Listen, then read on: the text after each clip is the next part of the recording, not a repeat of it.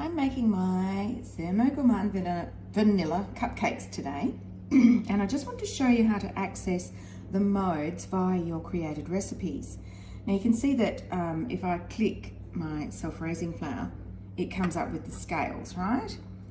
But you can see the turbo part isn't underlined, so I can't click it. So what I do is I go to the little blades there, to my time, temperature and speed.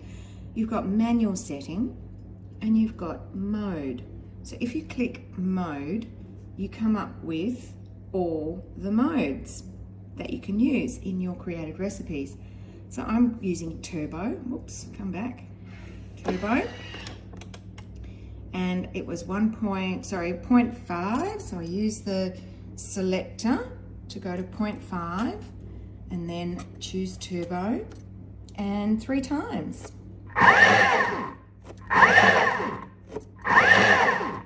And it's as simple as that. And once I go back to manual,